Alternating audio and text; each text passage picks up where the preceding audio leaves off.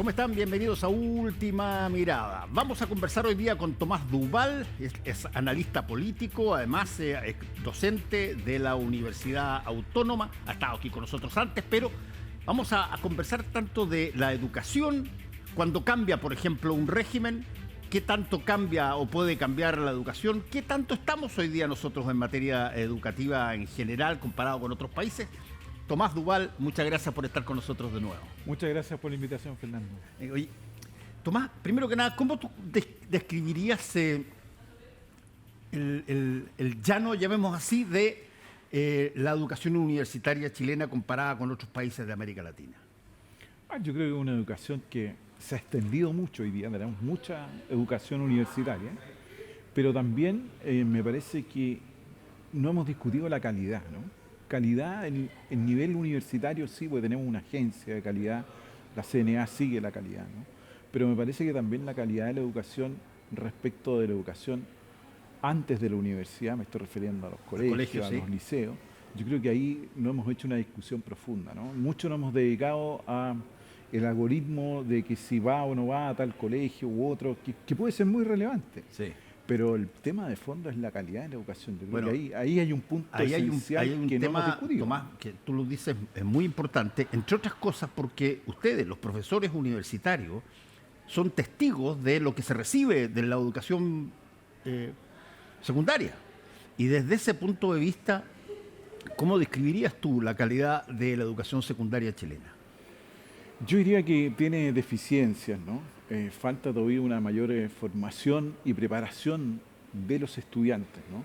En sus lógicas básicamente de establecer procesos de aprendizaje que les sean mucho más útiles a cada uno de ellos y propios, ¿no? Quizás muchos involucrados en el saber hacer, pero nos falta todavía en el saber pensar, ¿no? Creo que ese es el punto relevante ahí, ¿no? Tocaste un tema ahí que desde, qué sé yo, Sócrates para adelante, sí, claro, de alguna manera está en discusión, ¿no? En discusión. Sí, y ¿cómo se nota, por ejemplo, cuando tú tienes una educación universitaria que está un poco débil? ¿Cómo lo notas tú? ¿Solamente por las notas? No solamente por las notas, sino que también por la calidad o preparación que tienen los jóvenes que ingresan a la universidad, ¿no? Que a veces ingresan con distintos tipos de deficiencias, ¿no? No solamente en conocimiento, sino que también a veces en preparación para escenarios distintos, ¿no? Quizás vienen demasiado propios en sus propios nichos y no han tenido una visión un poquitito más amplia. Bueno, la universidad es parte de aquello, ¿no? Pero siempre se conjuga esa tensión, ¿no? En que la carrera es más bien profesionalizante que hacer pensar a los estudiantes. Yo creo que ese es el elemento central, ¿no? ¿Y cómo yo me acuerdo cuando yo estaba en la universidad, qué sé yo, habían aparecido unas calculadoras, pero qué sé yo, que eran las chiquititas, las típicas estas, no existían todavía sí, estas claro, ni nada. Y ya había alguna gente que les decían, en el curso de matemáticas, yo traté de ser físico al principio, y entré a la licenciatura en física en la Universidad de Chile. Y ahí no habían todavía estos celulares ni nada, pero había aparecido unas más chiquititas de todo. Bueno, y decían, dejen esas cosas afuera, ya uno dejaba las cosas afuera y hacía las...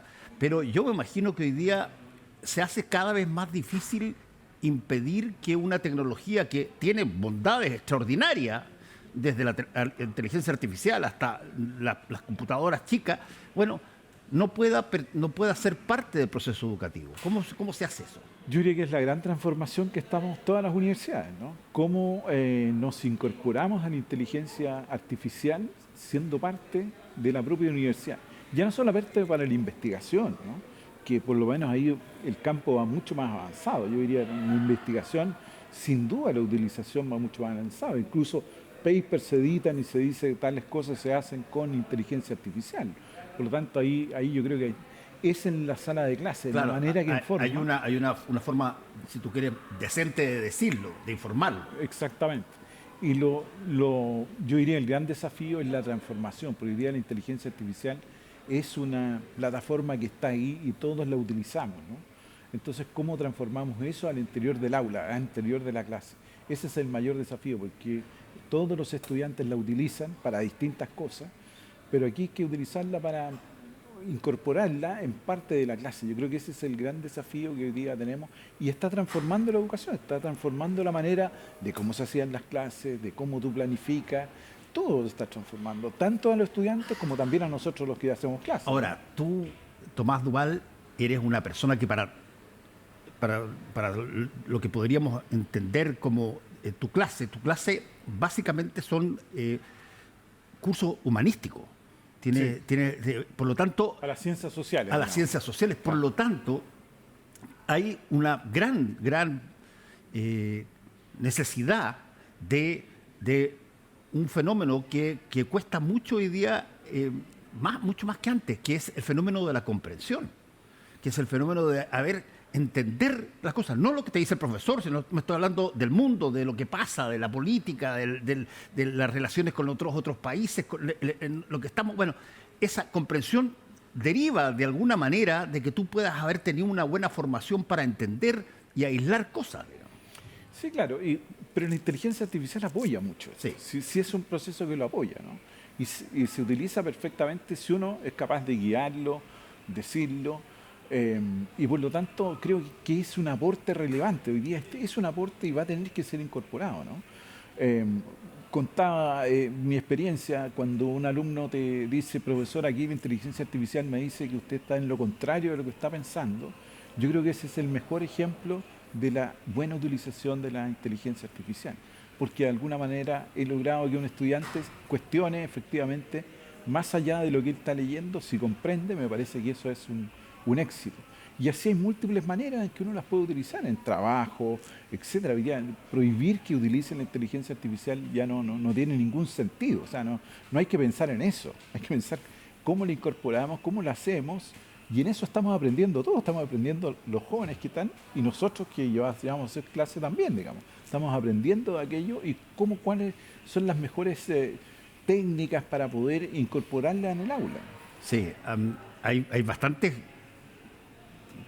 profesores y personas que son científicos sociales que han criticado en algún momento que se vaya a depender mucho de la inteligencia artificial porque dicen, oye, el algoritmo no concibe la diferencia entre una persona que tiene un problema, qué sé yo, particular y otra persona que eventualmente no lo tiene. Y por lo tanto va a poder decidir lo que cada uno haga de una forma mecánica, si tú quieres. Desde ese punto de vista, ¿cómo ves que la inteligencia artificial va a ser usada, por ejemplo, en la educación universitaria? ¿Para qué y cómo? Se puede utilizar en todo. Yo diría que en todo, claro, si uno lo puede utilizar investigando, es muy bueno. Tú dices resúmenes, etcétera, lo puedes hacer, ¿no? Pero es cómo entiendes. Yo creo que el tema es cómo vas entendiendo aquello. Y eso es un proceso que se trabaja en la práctica al interior de la sala, ¿no? En el sentido que los estudiantes puedan tener sus textos y lo tienen en el celular. Hoy día ya no tienes en otra parte. Incluso tienes el resumen del texto en el celular. Bueno, con eso mismo tú puedes hacer distintas diferencias o aplicaciones para ver si efectivamente están comprendiendo el proceso, ¿no? Y también dejarle el espacio, porque a veces son muy creativos en las formas, por ejemplo, en que te presentan. Tú lo haces presentar y tienen creatividad, ayudados con la inteligencia artificial, sin duda, pero es una creatividad, vas transformando la sociedad y yo creo que eso es lo más relevante. Bueno, eso por el lado de la inteligencia artificial. Ahora, si eso lo trasladamos a la política contingente, uno podría decir, oye, a ver, ¿qué tanto un nuevo gobierno puede mostrar lo que va a hacer o lo que puede hacer más allá de las palabras y los discursos de campaña que se hacen? Tú, por ejemplo, ¿cómo has visto la instalación del gobierno del presidente Kast? Yo creo que ha sido muy compleja esta instalación. El diseño político que traía en un comienzo el gobierno, yo creo que tuvo dificultades en su proceso de instalación. Han salido ya varios ministras, efectivamente ministras, sí, y subsecretarios también. O sea, en 150 días no llegamos a esa frase antigua que decíamos que había que pasar septiembre, ¿no? Había que bailar cueca, ¿no? Aquí fue mucho antes, el proceso fue mucho más rápido. Y yo creo que ahí el gobierno sí tiene en este diseño complejidad en la manera en que ha podido instalar su agenda, ¿no? Ahora, desde el punto de vista yo creo que ahí hay un diseño que todavía, ¿no? Hay una transformación también, la desaparición de un vocero que muchas veces también dificulta en la comunicación política el desarrollo, yo diría, de aquellos, ¿no? Pero entendiendo que eso lentamente, de alguna manera, fue resuelto, yo creo que los desafíos que se planteó el gobierno, bueno, ahora en este segundo semestre podría decir que retomó la agenda con la cual ganó la elección, ¿no? Que es el tema de seguridad. Sí. Y yo creo que aquí va a estar su evaluación de los 4 años, de los 3 años que faltan, ¿no? ¿Tú crees que la seguridad va a ser lo marcar principal? Efectivamente, va a marcar definitivamente la opinión de la ciudadanía respecto al gobierno. Ya hay una percepción respecto de la economía, que más bien ha sido no positiva, sino que negativa, ¿no? Aquí el gobierno juega con una agenda que a las personas le hace sentido. Sin embargo, la manera en que las personas puedan percibir que el gobierno hizo en materia de seguridad, creo que es relevante, ¿no? Ahora, en materia de seguridad casi siempre, Tomás, se habla de situaciones de delincuencia, situaciones de, qué sé yo, extranjeros que vienen a hacer delitos acá, en fin, toda una cosa así. Y no se toma en cuenta que hay una delincuencia local también, y que muchas veces hay errores en toda esta situación, y claro, uno cuando lo que quiere es que algo, pero sea urbi et orbi para todos y todo, y mañana, por ejemplo, tengamos la posibilidad de tener armas en la casa, listo, ya, ok, pero hasta que empiezas a usarlas y te equivocas, o resulta que falleces o matan a un hijo tuyo y todo dice, oye, no, pues esto no podía pasar. ¿Cómo es la manera de abordar en términos humanísticos una política que se ancla de alguna manera en las necesidades imperiosas de la gente, sobre todo en seguridad, como tú muy dijiste, pero que eso tiene un riesgo? Tiene el riesgo de que, a ver, esto no sea solamente de víctimas malas, sino que pueden ser víctimas buenas también. No, indudablemente. Lo que pasa es que el tema seguridad, yo diría que no solamente conecta con las personas, sino que el desafío es que el gobierno no tenía un plan. Quedó claro que no tenía un plan, ¿no? La ministra de Seguridad salió hace mucho tiempo ya, a uno le parece que salió hace mucho tiempo, no hace tanto tiempo, pero salió, ¿no? El gobierno no tenía un plan y yo creo que recién lo está diseñando, ¿ah? Recién estamos viendo algunas de las opciones. Yo creo que el gobierno actúa en una línea de más bien las percepciones más que el delito directo, ¿no? No ha entrado en esa etapa, me parece que está en la primera etapa de mejorar las percepciones que las personas tienen de la seguridad. Y eso dice relación con algunas medidas o hechos que hace, ¿no? Y de alguna manera intenta conectar. Porque si tú ves, por ejemplo, el denominado plan cancerbero, ¿no? Sí. ¿Era para la política el plan cancerbero? Yo creo que no era ni para mí ni para ti, Fernando, sino que era para ese votante, voy a decir la palabra que no es muy buena, pero ese votante obligado, ¿no? Que va y que le dio un apoyo en segunda vuelta y que se había alejado. Yo creo que era ahí el momento muy importante, ese mensaje para eso. Ahora, eso se vio empañado, y aquí vuelvo al diseño, porque el gobierno fue incapaz de mirar el resto de lo que ocurría, ¿no? Y la ministra del Deporte, el hecho con Natalia Ducó, llegó casi a tapar en redes sociales, donde el mensaje iba directo a llegar, ¿no? ¿Por qué? Porque, claro, la ministra en una fiesta, en un video, ¿no? Sí. Podía haber sido mucho más relevante. Entonces, yo creo que ahí hay un problema también de mirada política. Ahí está el diseño del gobierno que lo noto que a veces falla en cuestiones que uno entiende que van de cierta forma, ¿no? Tú, Tomás, eres una persona que todo el tiempo ha hecho encuestas. Sí. Y eres uno de los grandes encuestadores de Chile. Y desde ese punto de vista, ¿cuánto tiempo toma la instalación de un gobierno hasta que el público decide que tiene opinión sobre ti? Porque, ok, a la primera semana, segunda semana, probablemente haber mucho horror, pero ¿en qué momento el gobierno como que se asusta un poquitito porque viene una encuesta, pero esta encuesta ya tiene tiempo para poder reflexionar sobre lo que se hizo y lo que no se hizo? Es que esto fue muy rápido, ¿no? El bencinazo fue el punto de quiebre, Sí, pues. el punto de quiebre en el gobierno, ¿no? Ah, Cuando se produce el alza de los combustibles, esas personas que habían votado en segunda vuelta por el presidente lo abandonan, porque efectivamente fue un golpe a su bolsillo directamente, ¿no? Entonces, me parece que ese abandono ya es difícil recuperarlo, y lo que está haciendo con la gente de seguridad es intentar aquello. Probablemente no logre todo, pero si mejora en algo, bueno, puede llegar su aprobación sobre el 40, recuperar un espacio que había perdido. Probablemente no logre todo lo que se fue, porque ya juzgaron, ¿no? Esas personas que le dieron la confianza y se sintieron un poco traicionadas respecto a lo que hizo el gobierno, creo que es muy difícil después recuperarla, porque se van esos votantes que no están día a día en la política. Entonces, son otros temas los que llegan.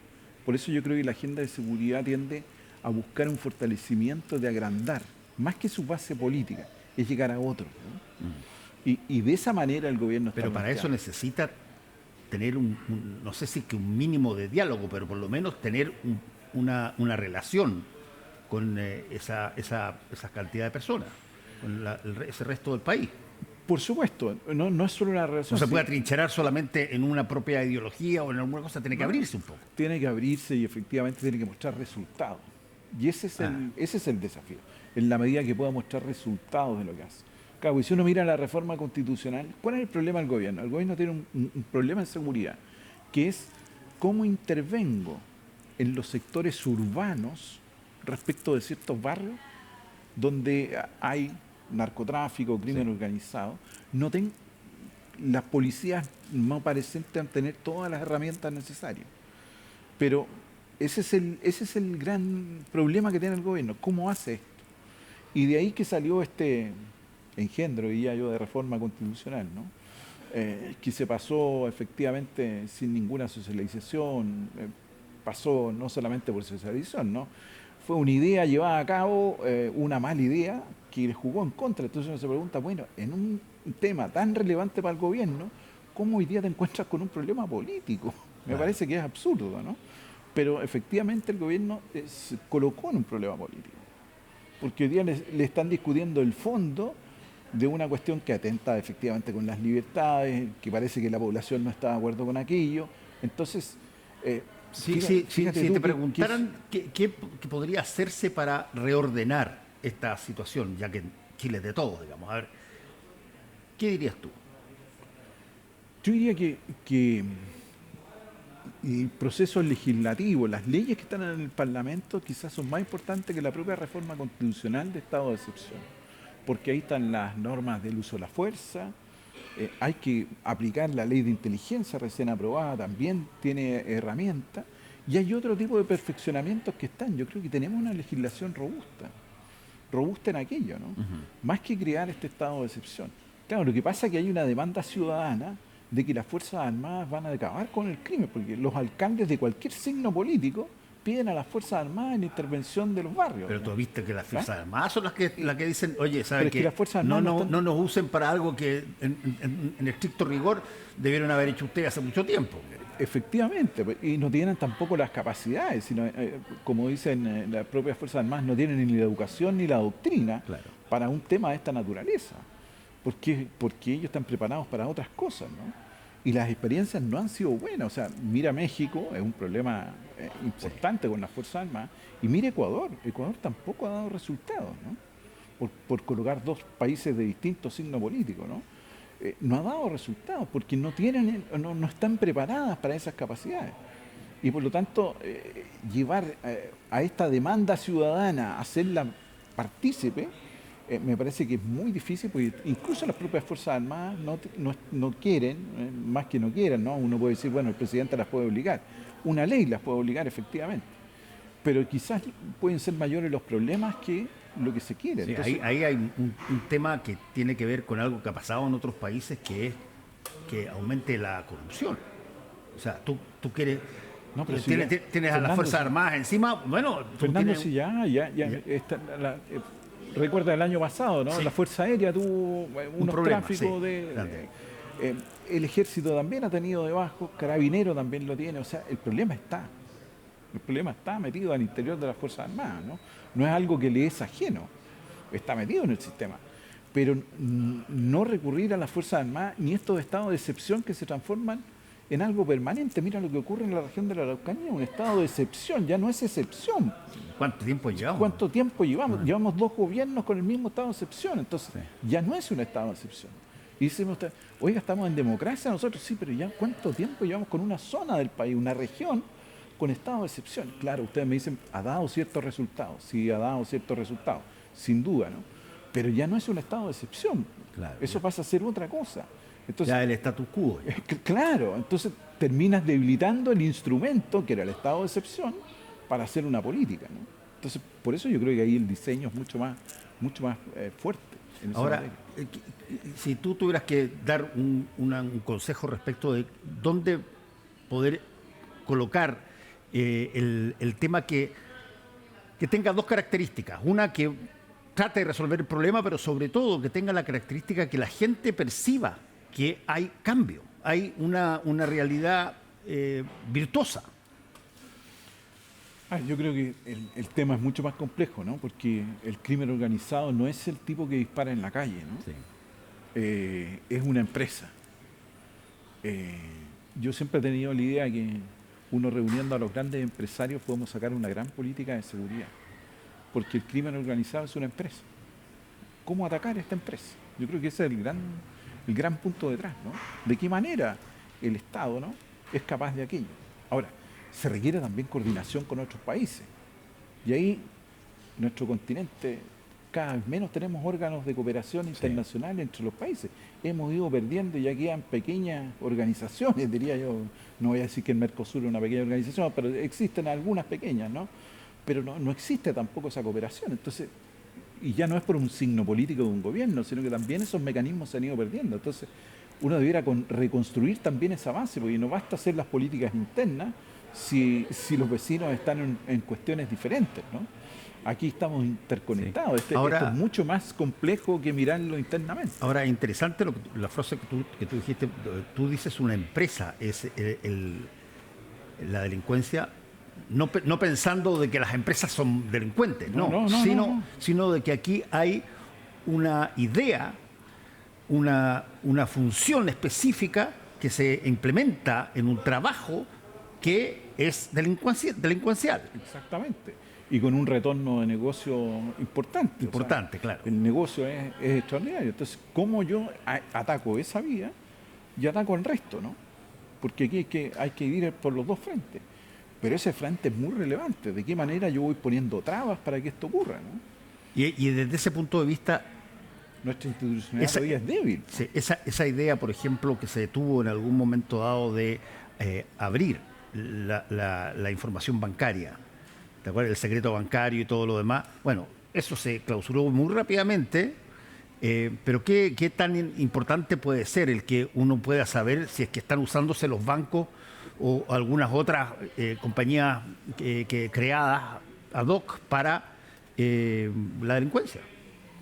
Yo creo que es relevante. Si uno va mirando las cifras, el negocio macro ahí está, ¿no? Y no solamente en eso, que son criptomonedas, son distintos tipos de elementos los que están ahí en seguridad. Entonces, no todo es lo formal de adentro de un banco. Sin duda hay un efecto. Recuerda que hace poco también vimos cómo en ciertos bancos, ¿no es cierto?, hubo intervenciones producto de casos relacionados con el narcotráfico. Entonces, yo creo que aquí el Estado es el que tiene estos aparatos y tiene que coordinarlos adecuadamente. Si aquí tiene que hacer una coordinación adecuada. Porque de otra manera no funciona, ¿no? Esto de tener un estanco de gendarmería, hicimos una reforma constitucional, pero todavía la gendarmería no pasa al Ministerio de Seguridad, sigue siendo Ministerio de Justicia. Entonces, vamos con un retraso importante cuando los otros van corriendo una vista muy adelante. Entonces, yo creo que ahí hay un punto, quizás no tanto con grandes reformas, pero sí ir tomando esas acciones, como integro también a gendarmería a este sistema, ¿no?